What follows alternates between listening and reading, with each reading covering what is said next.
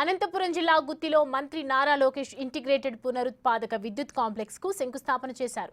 ఈ ప్రాజెక్టును రెన్యూ విక్రమ్ శక్తి సంస్థ ఏర్పాటు చేయనుంది. ఏపీలో బెంగళూరు, హైదరాబాద్, చెన్నై లాంటి సిటీలు లేకపోయినా చంద్రబాబును చూసి కంపెనీలు రాష్ట్రానికి వస్తున్నాయని చెప్పారు ఆయన. ఏపీకి చంద్రబాబే పెద్ద బ్రాండ్ అని అన్నారు. 20 లక్షల ఉద్యోగాలు కల్పించడమే లక్ష్యంగా పెట్టుబడులను ఆకర్షిస్తున్నామని చెప్పారు లోకేష్.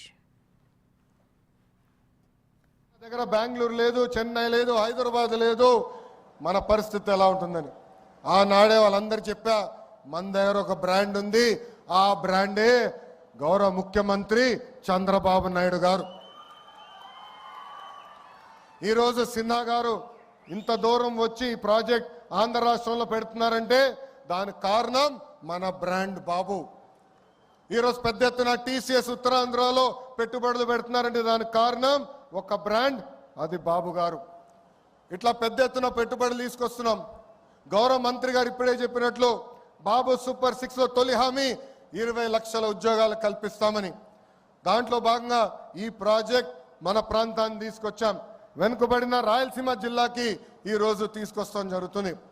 ఇక్కడున్న రైతులందరినీ నేను మనస్ఫూర్తిగా అభినందిస్తున్నా. ఇక్కడ ప్లాంట్ వస్తుందంటే మీరు ముందుకు వచ్చి భూములు ఇచ్చారు. తద్వారా కనీసం 10,000 మందికి స్థానిక యువకులకి ఉద్యోగాలు ఉపాధి కల్పించే బాధ్యత తెలుగుదేశం పార్టీ తీసుకుంటుంది. గౌరవ ముఖ్యమంత్రి గారు ఒక టార్గెట్ పెడితే మేము అందరం సీరియస్ గా తీసుకుంటాం. 78 గిగావాట్లు ఏకంగా ఆంధ్ర రాష్ట్రానికి తీసుకురావాలని చెప్పారు.